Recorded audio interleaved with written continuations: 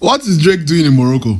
I'll tell you all about how I met Champagne Papi in the flesh in Casablanca. But first, let me take you through my first day in Morocco. So we arrived at the Mohammed V Stadium in Casablanca, and our chauffeur, Hassan, picked us up from the airport. Very nice guy. He grabbed my bags and helped me with it. He left us to struggle with his own by himself. There's something about Casablanca that reminds me of Lagos, and nothing says Lagos more than the large puddle of water on the side of the road. Look at this tunnel, guys. Does this not even remind you of Maryland? I know what I'm saying. This is Lagos that functions well. We arrived at our hotel, Khan Hotel in Casablanca, and this whole place is decorated and all AFCON out. Looks like they're ready for the big tournament. After some trouble checking in, I finally headed up to my room, and let me let you see this view, guys. My first time reaction, because I too was very surprised. It is not the biggest room. I've been in bigger rooms, but this has a kind of earthy feel to it that I liked. It looked vintage yet very modern. I loved the bathroom. I know that's a weird thing to brag about. And I have a great view in the room with a huge TV. There's nothing more a man could ask for. Shout out to Puma for hosting us for the first 3 days in Casablanca at the Khan Hotel. And look at our hosts, Carlos and Anya. Say hello, guys. And this, guys, is why I am in Casablanca. Puma renovated this community pitch in Morocco, Casablanca, and they are opening it today, or at least for the next few days. And that's what we're here to cover before the Africa Cup of Nations, which is where I met Drake. Well, not the real Drake. His name is Hamza, but he's a Drake lookalike and he's aware of it. My name is Drake. Broken Drake. From there, we headed to dinner, and look at all this traffic. Does that not remind you of Lagos? I'm not sure I got the name of this the restaurant. I kind of forgot to take videos as we're coming in. But Moroccan food does not agree with my taste buds, guys. As I was struggling with the food, these two ladies randomly popped out of nowhere and started belly dancing or whatever this is. They did that for quite a while, and even someone managed to drag my guy Tosi to a look at this Egbon. I nearly died. I was just surviving on bread and beer in this restaurant, because those are the only two things that tasted familiar to me. We left the restaurant at about 11 p.m. and finally headed back to the hotel, guys. It was a long day because we left Lagos, Nigeria at 5 a.m. Finally back to the hotel, and look at me all decked up, very cold, in my nice gingerbread hoodie. Stick with me throughout the entire AFCON, guys. Me and Gingerbread will bring you the best of content on my socials from the Africa Cup of Nations. Thank you for watching my vlog. Stay tuned for more videos, and please like, share, follow, or I will send fake Drake to your house. Bye.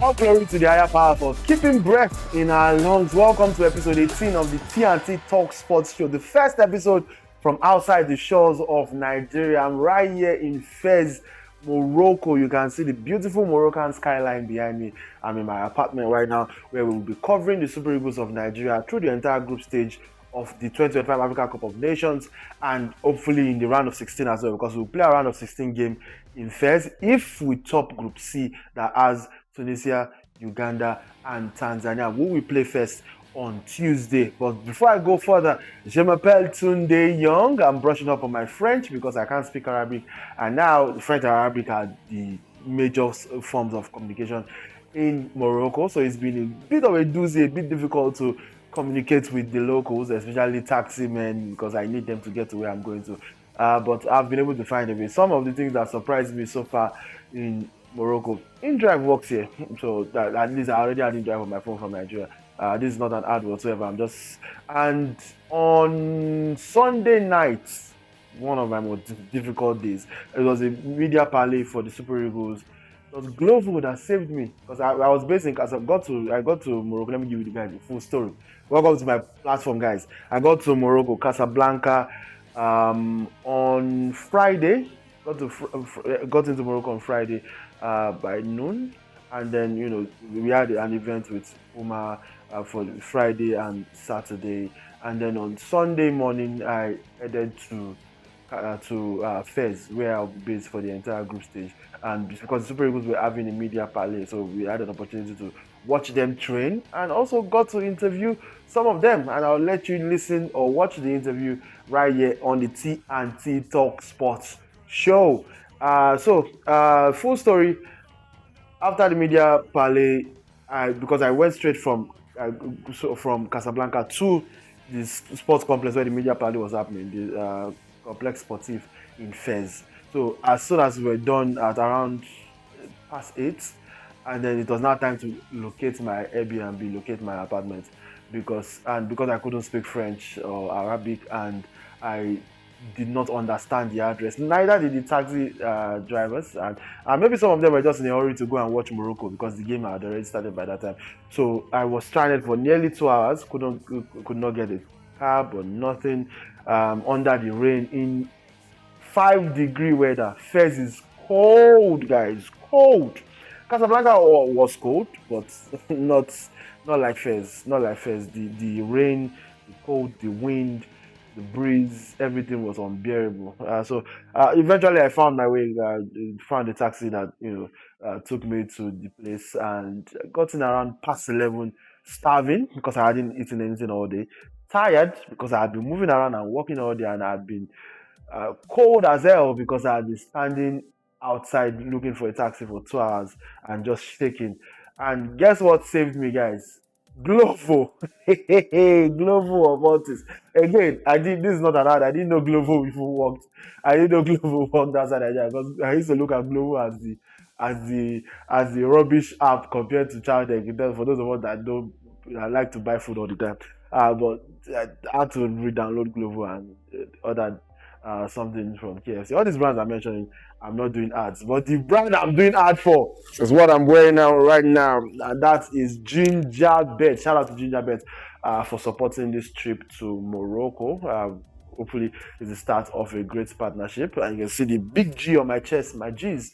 We're talking about the Africa Cup of Nations and the potential odds for the best teams to win the tournament. We already saw the opening game. I'm recording this on Monday morning, so just after the opening game between Morocco and Comoros. Underwhelming game. I thought there were going to be a lot more goals. I thought Morocco was going to take them to the cleaners, and maybe they could have, but the Comoros goalkeeper was absolutely on one. It was incredible. But so congratulations to Morocco, starting off Group A with much needed 3 points in the stadium in Rabat, which was packed to the brim. I wasn't there, but Tosin Abayomi was in Rabat, and his report is that there were over 600 journalists in attendance in the media section alone, even more on the pitch side, photographers and whatnot. So the mixed zone was a mess. Getting interviews was a mess. Talking to anybody was a mess.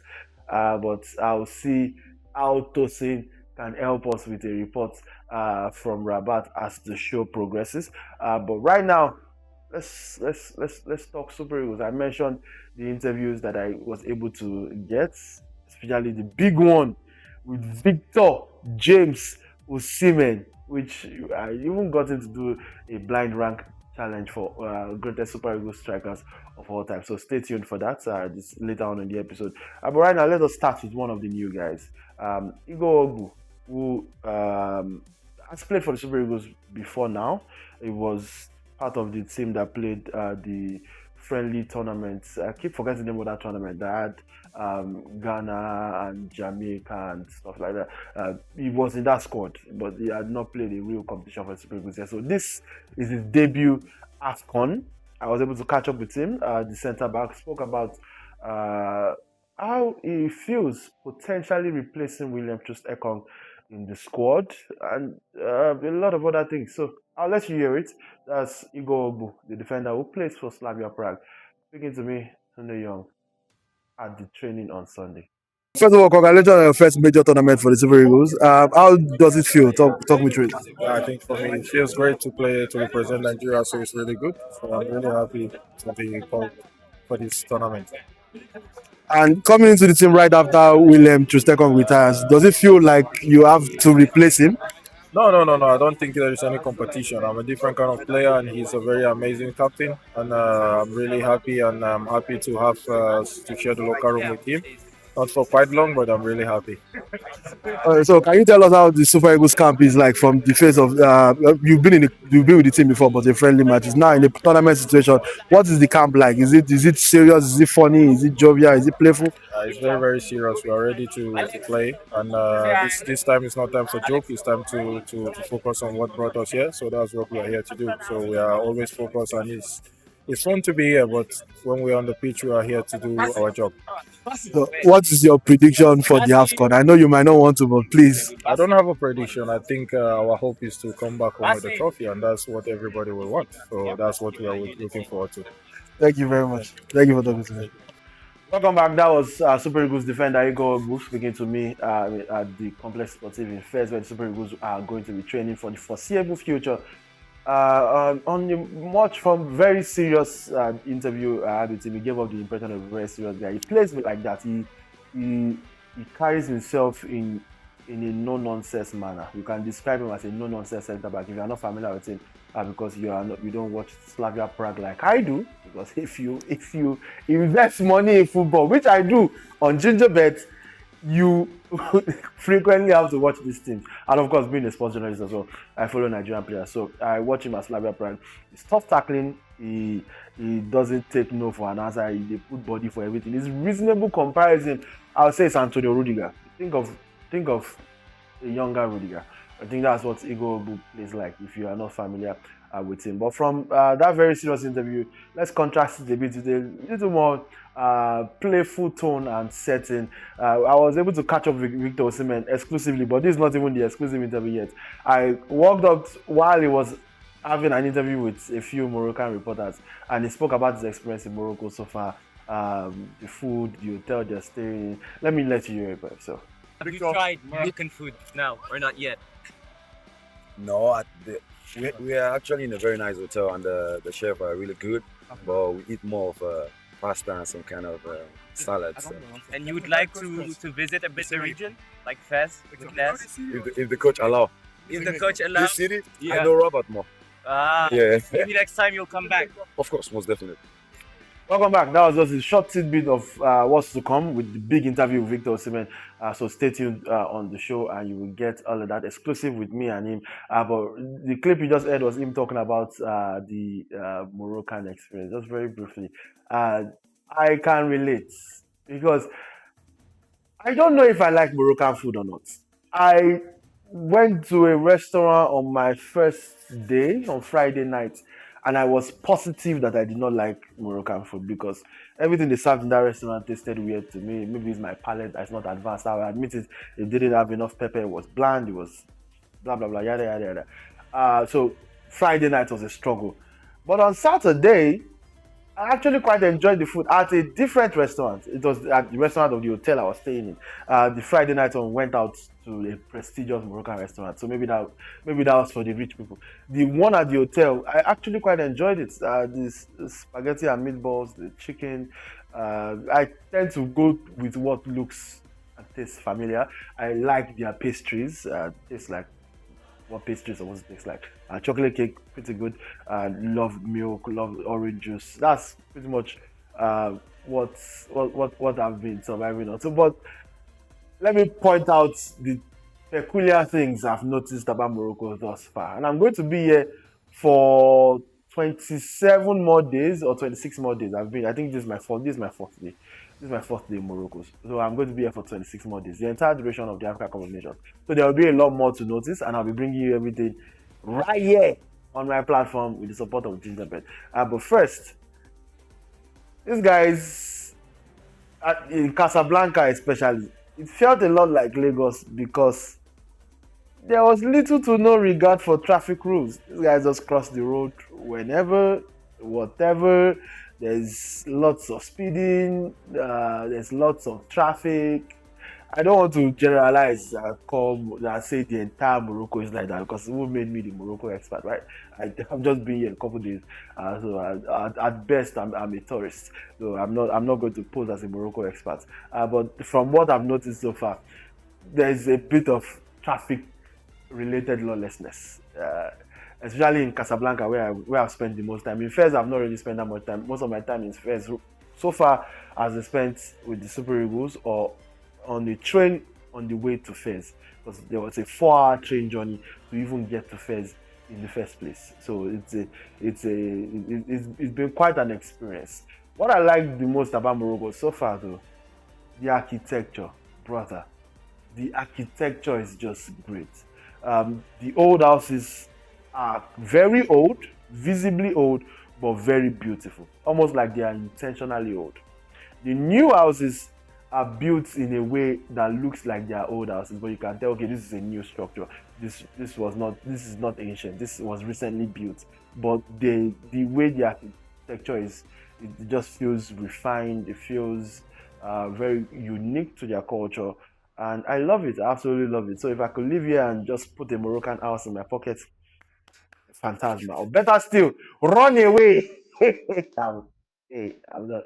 That would be illegal. I'm not doing anything illegal. So that was just jokes. Anyway, back to the football though. Back to the football. I also caught up with Calvin Bassey. Calvin Bassey, now one of the leaders of the team, even though not the captain, but one of the more outspoken players on the team, plays in Fulham along with two fellow Nigerians, Alex Iwobi and Sam Ochukwueze. So there's camaraderie there already. He spoke about the fact that how they are viewing this AFCON in lieu of the disappointment of missing the World Cup, and how that felt in real time, and what he hopes to achieve at these Africa competitions. But he said it better than I'm saying it, so I'll let you listen to him. Calvin, does it feel like there's added pressure on this one, especially because of the World Cup? Do you feel the need to make it up to Nigeria? I don't feel it's like there's the need to make anything. I just feel we just have to go out. I think we go everywhere. We play every single game trying to give our absolute best, and sometimes it's God's will, sometimes it's not, and it wasn't meant for us. So we can't really focus on the past. We have to focus on the future because you can't change the past. So yeah, I think that's the main thing. I don't think it's a question of pressure. I think there's always pressure on us. We're Nigeria.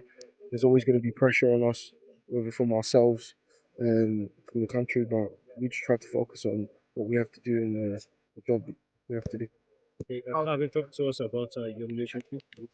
Welcome back. That was Calvin Bassey speaking at the Super Eagles camp and talking about what it means to play for the Super Eagles, what it means now that Wilfred Ndidi is the captain of the team, and talking about their relationship and a lot more of that stuff. And we were able to bring you exclusively here on episode 18 of the T&T Talk Sports Show, baby.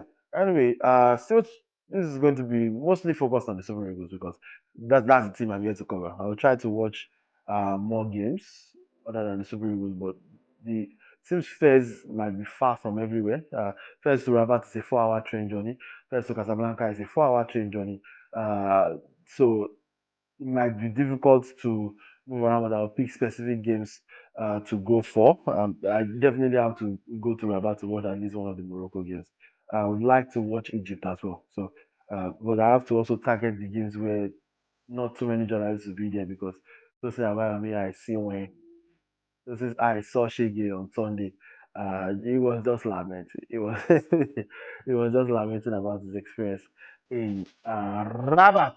Anyway, by the time we're able to link up in first, you will get to see him as well and hear from him firsthand as well. But right now though, let's talk about Paul Onuachu, aka Man Polo, who I also caught up with and spoke with exclusively on the T&T Talk Sports Show.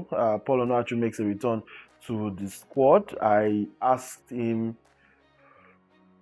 able to ask him, what is meant to return to the Super Eagles. The 31-year-old who honestly felt like all hope was lost in terms of the Super Eagles career. I hadn't played for the team in nearly 2 years or thereabouts. It seemed like he had been replaced with a younger prototype of himself in the person of Tolu Arokodare, and he's found his way back in the team. 15 appearances for Trabzonspor this season, 11 goals and 1 assist. Top scorer in Turkish football is incredible. I asked him about his relationship with Victor Osimhen in Turkey, and if they are in competition with one another, which I'll let you hear what Paul Onuachu has to say. Paul, first of all, I have to say it's not often I stand with anybody that's this much taller than me. I feel so small. But glad to have you back in the team. How does it feel? It feels good. Always an honor to be part of the team and represent the nation. It feels good to see the boys again and be part of this beautiful atmosphere. So it feels good. When you started the season scoring all those goals, did you have this in mind that you wanted to be part of the AFCON, your football? And for me, I was just playing my football, just enjoying the game, enjoying Trabzonspor, just playing. And like I said, I know if I'm doing good, I know the right thing is gonna come. So I was just playing my football, just enjoying the game. Obviously, you and Victor are the big competition in Turkish football right now. Do you guys have a personal competition going on as who will score the most goals in Turkey this season? I mean, no, we don't. I think Vic is my brother, so yeah. I mean, when we played against each other and afterwards, we sat, we talked, we did things together. So I think it's just whoever is playing, we're cheering for each other. So whoever turned out being the top scorer, we're happy for each other. We're playing for the Nigerian national team, so I don't think there should be any competition over there. Thank you very much for talking to me. Welcome back. That was Paul Onuachu, who I spoke with exclusively, and you heard everything he had to say about Victor Osimhen, which leads me to the question on this segment is, how does Eric Chelle intend to use this team? Well, you have a 28-man team, and in reality, only 23 of them can even be on the match day squad anyway. So meaning 5 players will not even make the match day squad for each and every single game. Then out of that 23, only 11 can start. Only 5 can come off the bench. So that's 16, which means that 16 will play at most per game. And you might not even get up to that, depending on the coach's substitution methods. And then that means 12 will not see any action whatsoever. It begs the question, how does Eric Chelle intend to mix and match? How does he intend to rotate? Is he willing to give the new boys a chance? What is his plan for Paul Onuachu? Does Paul Onuachu mesh well with Victor Osimhen? Are we sticking with the Osimhen-Akol Adams partnership that has looked kind of fruitful in recent years? Or are we just going back to what we know, which is Osimhen as the lone striker? What do you think Eric Chelle should do? I don't know if the Super Eagles are equipped to play a double striker system. I personally do not think so, because that would mean that we would be so lean in midfield. And Eric Chelle has already proven that he's only comfortable playing double striker when he can play pivot, when he can play a diamond in midfield, because he's obviously uncomfortable with having just 2 central midfielders, especially when most African teams play with 3. And 3 physical ones for that matter. So Eric Chelle's desire to balance the midfield might override his intent to double up front.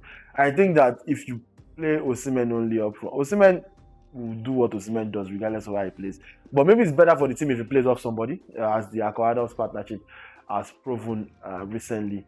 And even playing with Tolu Arokodare in a few games as well has shown that maybe Osimhen for the Super Eagles is better when he has a strike partner or a partner in crime.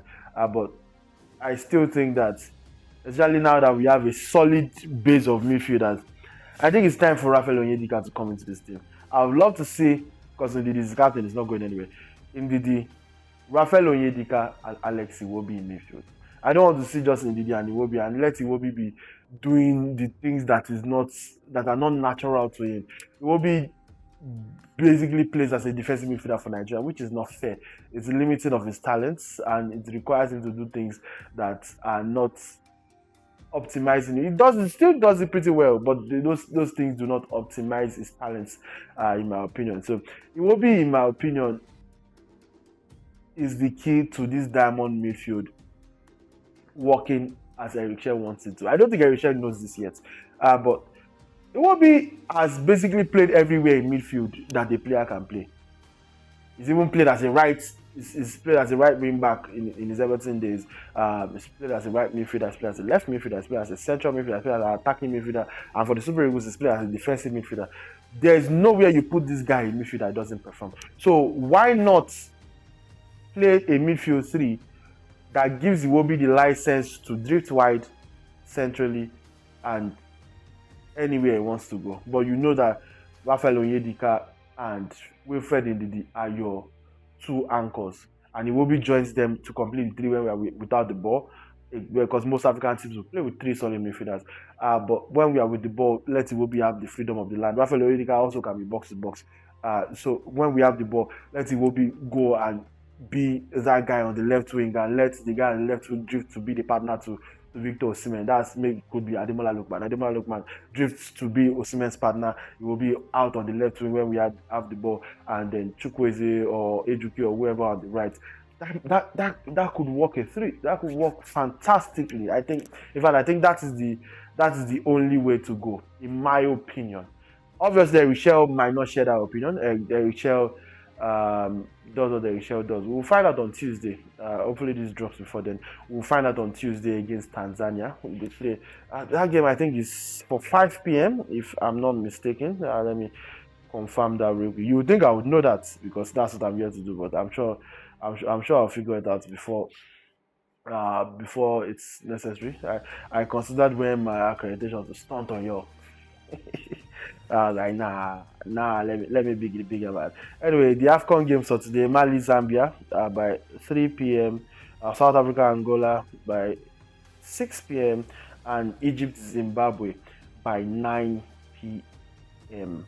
So those are the games for Monday. And on Tuesday, the Super Eagles of Nigeria play by 6:30 against Tanzania. But 2 games before us, DR Congo hosting Benin Republic. A game I would have loved to watch if it wasn't in Rabat.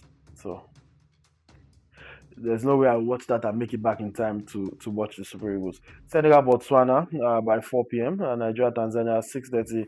Tunisia, Uganda by 9 p.m. So we'll see what Eric Chelle does about that.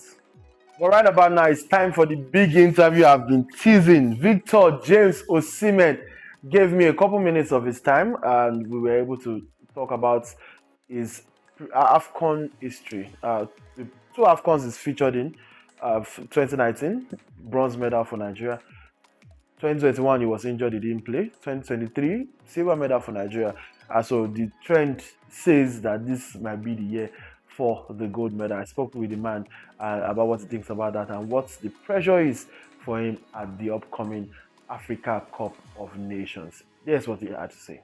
Victor, very quickly, 2 AFCONs for you. The first one, bronze medal, second, silver medal.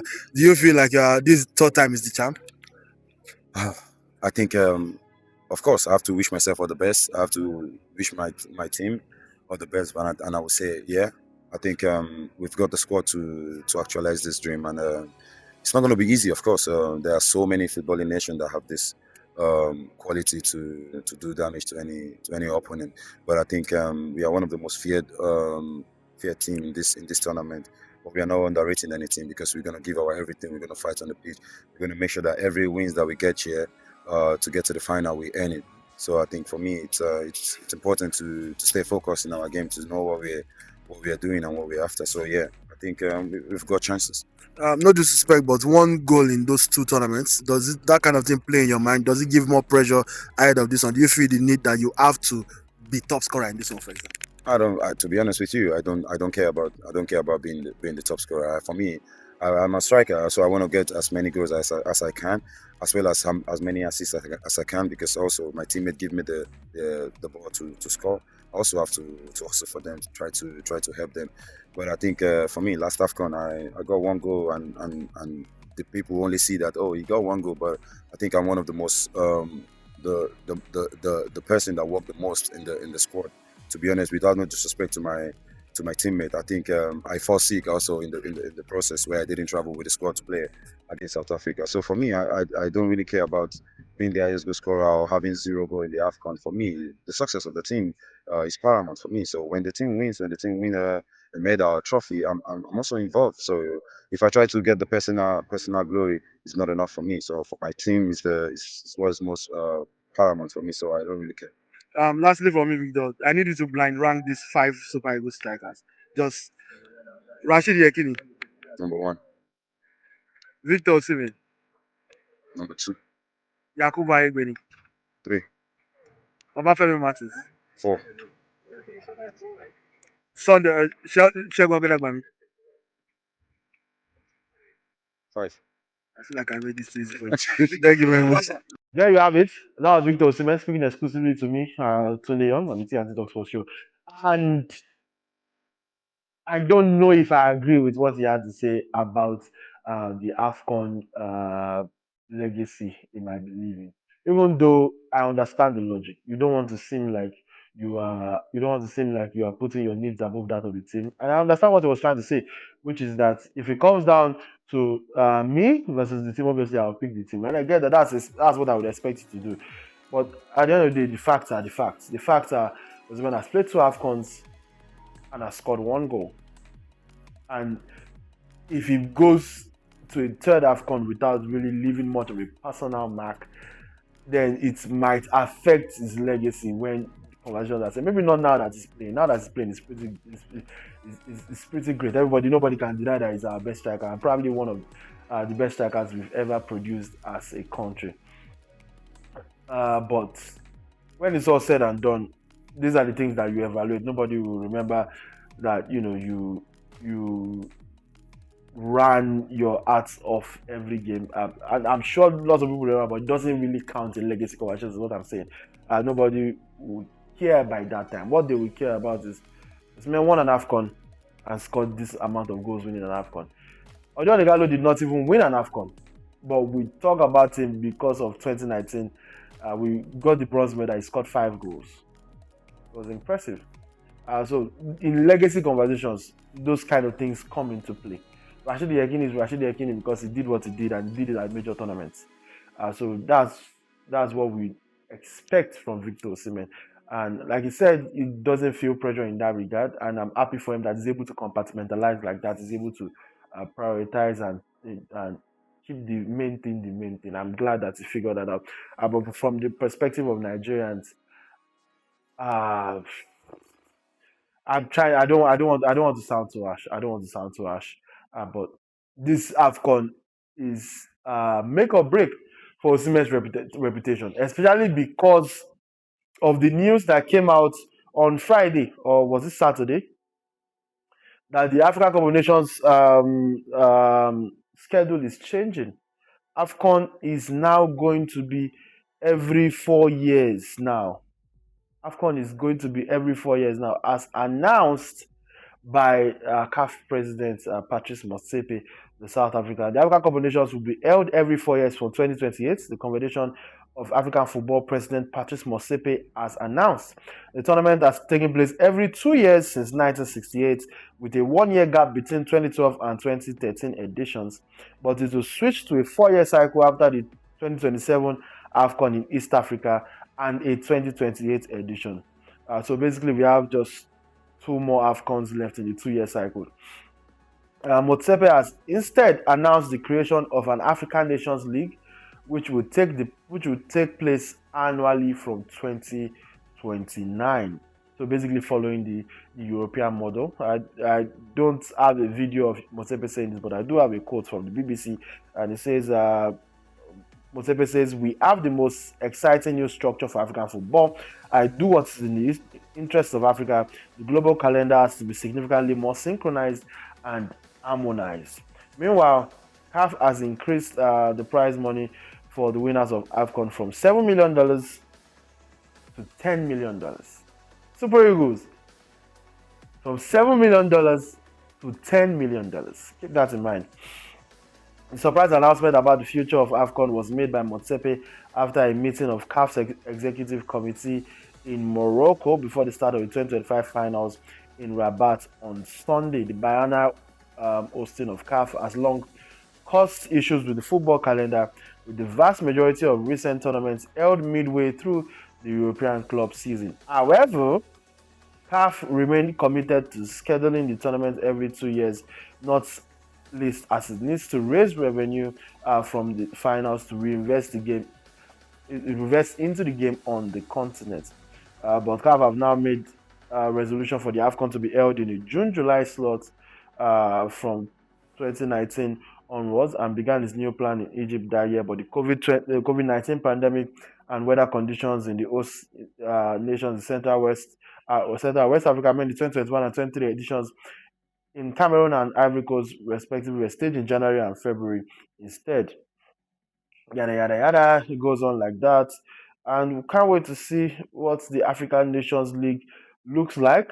Motsepe says about the African Nations League: every year in Africa, the best African players who play in Europe will be with us on the continent. Motsepe added, every year we will have a competition with 54 African nations, with all the best players coming here to play. We are going to have a world-class competition every year. So basically following the European model. I have mixed feelings about this. On one hand, I think that it is the best thing to do. Ultimately, I think it's the best thing to do. It gives more prestige to the tournaments. The AFCON kind of feels low stakes because if you miss it, there's literally Ghana that missed 2025 edition, which is really 2026 because this is the end of 2025 anyway. There's literally another AFCON 2027 and 2028, so it doesn't feel that bad when you miss it or when you don't win it. We literally lost the AFCON final in 2024, and 2025 we are at another AFCON, even though it was almost 2 years at the opposite end of both years. But still, the point stands that it does take away from the prestige a bit if it's so frequent. So on that hand, I'm happy that it's been extended to a 4-year cycle. But I'm not necessarily happy about the reason and the motivations, being that these European clubs have whined and cried about AFCON for so long, and now they are finally getting their wish. I would have loved to be able to stand in it and say, hey, this is AFCON, this is an African thing, and this is how we do our things, and this is how we are going to do our things. If you want to sign our players, keep that in mind and know that you are going to have to deal with that. I liked having that power over European clubs as an African, but I do not necessarily like the kowtowing and the bowing down to the whims and caprices and the wishes. I'm starting to sound like an Anikulapo. No, I'm not, or a Kuti. I'm not.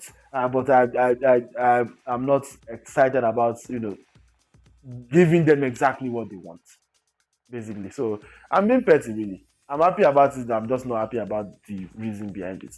So, congratulations to everybody involved. Get your affairs in order if you want. If you miss AFCON from 2028, now 4 years later, it go pain you. It go pain like mad. Anyway, before I leave the Africa Cup of Nations, let me check out the odds for winning the AFCON on Ginger Bet. It's Morocco at the pre-match favorites. I checked the odds before the tournament started. Morocco were number 1. Egypt sitting number 2. You have Senegal in 3, Algeria in 4, and the Super Eagles of Nigeria as the 5th favorites. I'm just going to let you watch the video where I break it down, and I'll be back shortly. The Super Eagles of Nigeria are going to win the 2025 Africa Cup of Nations. Take it to the bank. Because the last time we started an AFCON playing against Tanzania, we beat Tanzania by 3-1, and we won the Africa Cup of Nations in 1980, 45 whole years ago. And now, I think history will repeat itself. What are the odds? No, literally, I'm asking, what are the odds for Nigeria to win the tournament on gingerbet.com? It's a whooping 10.60 odds, with more than 10 times your original stake for a tournament that I'm certain we are going to win. Morocco, the hosts, are listed as favorite with 3.50 odds, and of course, they have a great team and they are playing at home. They have contests to favor home team, so I understand that logic. Egypt as the second favorite, I do not understand it. And if you bet on that, you'll be wasting your money. 6.80 odds for Egypt to win this tournament. Even though I'm low-key rooting for them because of Mohamed Salah, I don't think that they have the arsenal or the quality to be the second best team at this tournament. Senegal are third with also 6.80 odds. And Algeria are fourth with 7.20 odds. After which you will find the Super Eagles of Nigeria with the gigantic 10 odds and above. So 10 times your original stake, you should probably check that out. But if that's too much for you, if you owe you of little faith, check out Nigeria to at least make the AFCON final. We made the final last time, we didn't win it. So this time around, Nigeria to make the AFCON final on gingerbet.com is at 5 odds.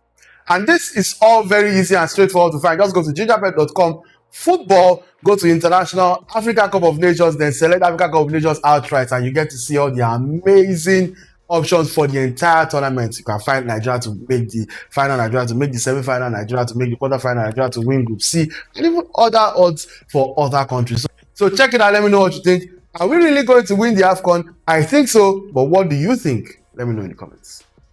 Welcome back. Anyway, I know some people think that just because of AFCON, we will forget their clubs. You have lied. As I was covering the Super Eagles of Nigeria in Fez, I was getting alerts that sound like rings of joy to my ear. Manchester United were being loaded, conceding to Aston Villa. The game ended 2-1 on Sunday, the only Premier League game on Sunday. They were Morgan Rogers scored 2 goals to put Manchester United away. And it's always a good day when Manchester United fail to get a win or struggle. The Bundesliga also wrapped up, at least for the first half of the season, this week, with Bayern Munich on Sunday winning 4-0 away at Eindhoven. Mainz St. Pauli ended goalless on Saturday in the Bundesliga. Augsburg Werder Bremen ended goalless. Union Berlin 1-0 winners away at FC Köln. Hamburg 1-1 against Eintracht Frankfurt. Stuttgart goalless at home to Hoffenheim. Wolfsburg 3-4 losers at home to Freiburg.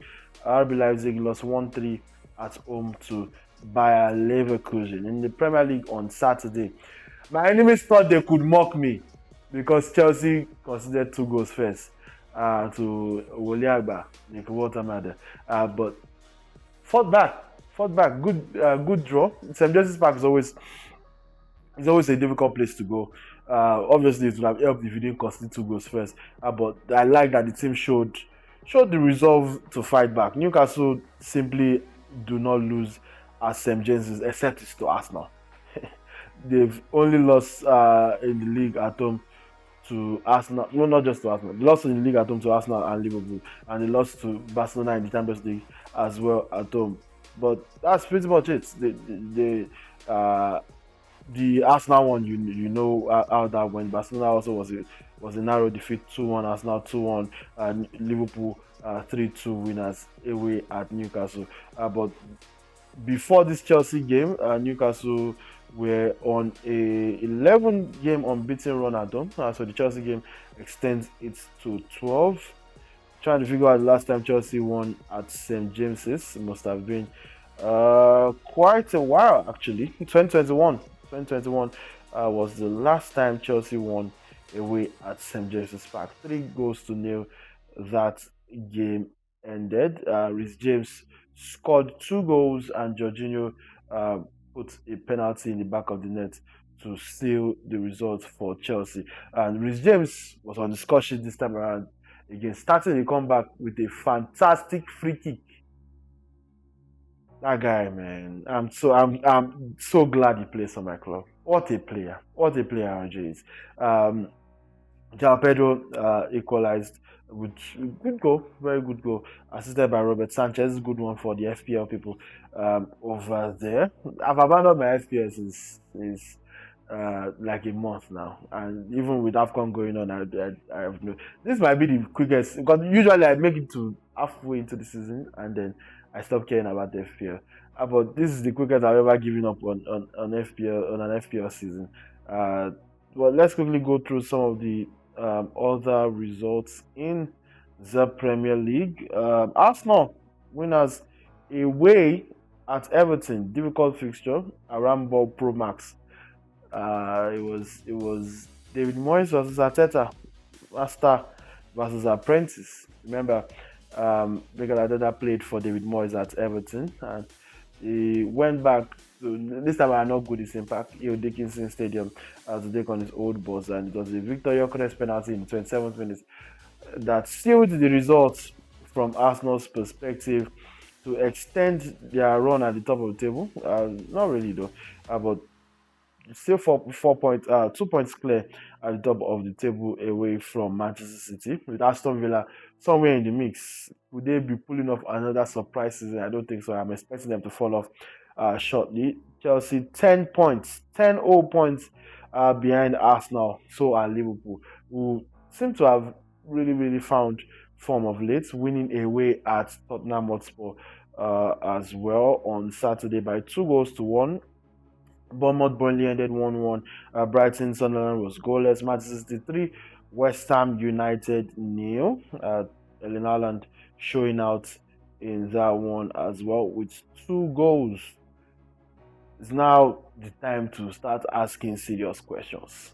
I mean, what does Erling Haaland have to do to win the Ballon d'Or? It's been on my mind for a while. What does Erling Haaland have to do to win a Ballon d'Or? Because evidently, a 52-goal and treble winning season wasn't enough. And when I say treble win, I'm not talking about the domestic treble. I'm not talking about the Europa League. I'm not even talking about winning the French Ligue 1 or the German Bundesliga, which are basically guaranteed for Bayern Munich and PSG as a part of your treble. No, I'm talking about winning the Premier League, the English Premier League. There's a reason only one English team had done it before Man City. Because it's difficult. Winning the English Premier League, winning the UEFA Champions League, and the FA Cup in the same season. A difficult feat. What did Alala do in his first season? He scored 52 goals in all of those competitions and won all of those trophies in his first season. And what did the general football public do? Shat on it, discredited it, disrespected it, said he's not worthy of a Ballon d'Or because he can't dribble. And now we are going by the eye test. You have to be able to trap the ball and do a 360 Sangalo for some reason before you can win the Ballon d'Or. I have respect for the ones that just felt, Messi also put up goal contributions and won the World Cup and deserves to win it. That's a fair argument. I'm mostly talking about the ones that felt the need to discredit Erling Haaland's incredible performances in 2022. He's saying he was averaging 11 touches per game. So the fuck what? He scored 52 goals. If you score 52 goals, you can play from home. You can play remotely if you want to. As long as you can tell me you score 52 goals at the end of the season, play from home if you want to. Don't touch the ball. Touch the ball with your hand. Touch the ball with your genitals. I do not care. Score 52 goals. You do whatever you want on the football pitch. Scoring 52 goals and winning every trophy available should make you the best player in the world. So if that wasn't enough, then what is? Because it's also started this season like a house on fire. This guy is ridiculous. This guy is incredible. 19 goals in the league this season. 8 more than Igoh Thiago, who is the next highest scorer with 11. Those are the only 2 players even in double digits this season. Semenyo with 8, Ekitike with 8, Rogers and Foden with 7, Richarlison 7, Walter Maida 7, Calvin Lewin 7, John Philip Mateta 7, Danny Welbeck 7, Brandon Mbeumo 6, Bruno Fernandes 5, João Pedro 5, Pedro Neto 5, Adi Wilson 5, Bruno Guimaraes 5, Jarrod Bowen 5, Fleming of Burnley 5, Gyökeres Arsenal 5, Krupi Jr. of Bournemouth 5, it goes on and so on like that. But this guy is a machine. In the league, 19 goals and 4 assists, even more in the Champions League. So I just wanted to ask that question. What does Erling Haaland have to do to win a Ballon d'Or? Let me know in the comments as I wrap up this episode of the T&T Talk Sports Show. But I'll be remiss. Come on now. How would I talk about action from the weekend and not talk about my beloved Serie A, where on Saturday Juventus